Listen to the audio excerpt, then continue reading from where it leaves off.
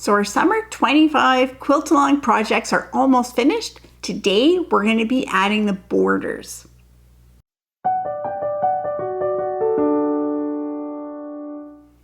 Welcome to Epida Studio. My name is Elizabeth and I help you make beautiful things with quilting, patchwork, and embroidery. So by now you've made the blocks for your 1 block 4 ways project. You've added sashing, and today is the last step. We're going to put on borders. So the borders are put on the same way regardless of what size project you have. Whether you have just a single block, whether you have 4 blocks long, 4 blocks square, 20 blocks large, whichever project, the borders are put on the same way, and they're put on in a similar way to that you would put borders onto a quilt top. You're going to put borders on the sides and then borders on the top and bottom. But I'm just going to go through some of the details for this specific project. So on the small pieces, either single block, the 4 blocks long, or the 4 blocks square, the borders are cut at 3.5 inches wide. So this is the same width that you used for your sashing fabrics. So for a single block project or the long project, you're going to need 2 strips that are 3.5 inches wide by the width of the fabric. For the square project, you're going to need 3 strips that are 3.5 inches wide. And then for the very large project, those borders are cut at 5 inches. So you're going to need 6 5-inch strips. Now, there are some personal choices that you can do. With this square piece that I made, I cut my 3 strips that were 3.5 inches wide, and then for some of the pieces I had to piece to get a long enough strip. So this border has this strip, then there's a seam here, and then it finishes on. So when you see it like this, it looks fine, but in a window, there, when the light shines through, there is going to be a dark stained glass line there just because that is a seam. And so I decided that was not a problem for me. I just went with that. But in this piece, this one is also a square. In this one, I made the personal choice, and I had enough fabric to do that, that instead of piecing together these long pieces, I cut full strips. So that meant I had to cut more than 3.5 inch strips because each border had to use a full strip. So I cut strips for everything, and I had leftover pieces at the length of the strip, but I did that so that I would have a long enough strip and I didn't have to piece this. So that's a personal choice. So the number of strips that I gave you to cut, you might choose to cut more so that you don't have to piece anything. And that is totally fine.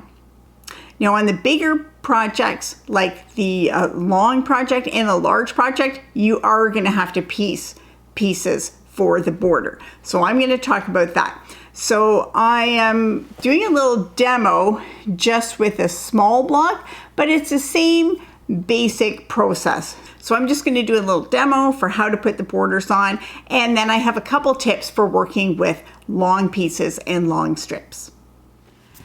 So here we have our block, and so this one is just going to be a single block. I have my block and I'm going to put borders on it, but you would put borders on the same way regardless of what size your project is. So the first thing to do is I want to determine what is the top and bottom and what are the sides. And this is personal choice. Traditionally in quilting, the sides would be the longer pieces if it's not a square, and the top and bottom would be shorter pieces, but you can feel free to orient this however you would like to do. So I'm going to orient it this way so that that's the top and the bottom. So the first thing you want to do is measure your piece and see how long it is. So with a single block like this, you can just use your quilting ruler to measure how long it is. If you have a larger piece, then you'll want to lay it out flat on a floor, or if you have a large enough table, you can use that.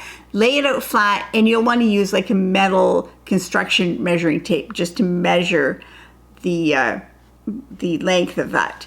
And then once you know the length, then you're going to cut your pieces 3.5 inches wide by that length. So I have my 2 pieces. I decided to go with this light pink.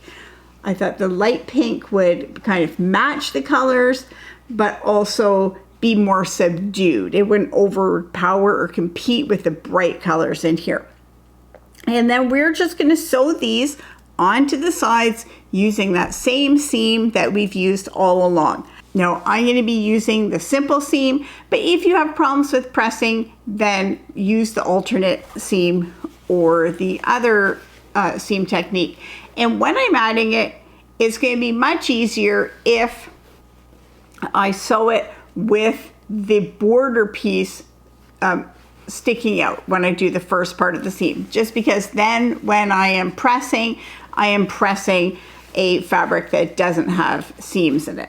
Now on the single block project, because this is pretty small, it's not a long seam, I could just take it to the sewing machine and sew it. But if you're working on a larger project, then you're going to want to use at least a couple of pins to have as reference points. So the way we would do that is we would take our border piece, and this border has been cut to size. So this is whatever length our pieces. And so now we want to make sure that we match these two up. And if you take it to the sewing machine without pins, then sometimes when the feed dogs are bringing things through, it could shift over time. And then when we get to the end, it shifted so much that it's not the same size anymore. And that can cause problems with having our fabric lay flat. So we want to try to avoid that. And so the way we have that is having a couple pins to hold it straight. And to find our pinning points, we're going to take our border and fold it in half, and then just kind of pinch that with your thumbnail to give a little crease. So then when we open it, we can see there's a little fold mark there. So we'll fold it in half, finger press, and then fold that in half again, and do the same thing. Do a little pinch or finger press. And now when we open it up, now we have 5 reference points. We have the 2 ends, then we have the center, and then kind of like the quarters. So this is divided into quarters. Now we're going to do the same thing on our piece. We will fold that in half, and we'll finger press that. And on this case, the center is right where that seam is. So I can remember that. If your creases aren't really showing up well and you can't really see them, then feel free to just put a pin there instead of creasing it. And then I will fold this in half.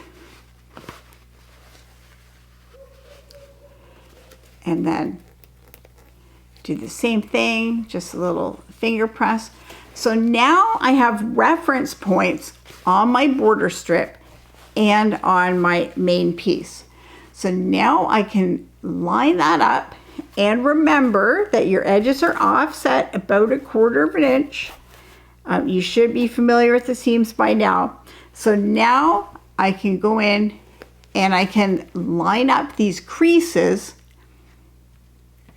and then put pins there. And then put pins at the end. And so now when I take it to the sewing machine, it will just help everything to stay together and to line up. Even though working with a long piece, you can't have it flat. It'll be like hanging down on your lap or something as you're sewing, but you have these reference points, and that will just help it line up and help everything feed through together.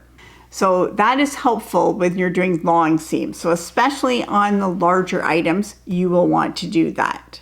So I'm going to go to the sewing machine and add the 2 side borders on. So now the side borders have been added, and we're going to do the same process to add the top and the bottom border. We're going to measure that. And if you have a very large piece, you'll want to measure it in a couple of places. Don't just measure it at the end, because the two ends might be a tiny bit off from each other. So measure in a couple of places and kind of find the average and cut those, your two border pieces, so that they are the same length. And then you can just ease it in to make it fit. And you'll do the same process. You'll fold this, find the center, find the quarter pieces, and then use those as registration marks or reference points to get the two pieces to line up together. So here it is. The borders have been added onto the top and the bottom. So no matter what size piece you're working with, the borders are added in the same way. Add on the two sides and add on the top and bottom. Now, if you have a fabric that you really want to use as a border and there's not quite enough of it, then you can feel free to make your borders narrower. You could cut your strips instead of 3.5 inches. You could cut these at 3, 2.5. On the large project, you could cut them 4.5, 4, whatever you need so that you can have enough. So feel free to adapt this. Changing the size of your borders is also a nice way if you want to get an exact size piece. So if I wanted to make this a little bit bigger because I had a bigger window that I wanted it to fit, then I could also make wider borders. So this is an easy way to adjust the size of your piece. Now, if you have a very long border that you need to cut, but obviously you don't have like a 60-inch cutting mat and you're wondering how to do that, I do have another video that's how to cut a long strip on a short cutting mat. So you can watch that for some tips to help you with that. And of course, if you have any questions about how to add borders, you can drop them in the comments and somebody will help you out there. So once the borders are on, our project is almost finished. So our next video is going to be about how to do the final finish.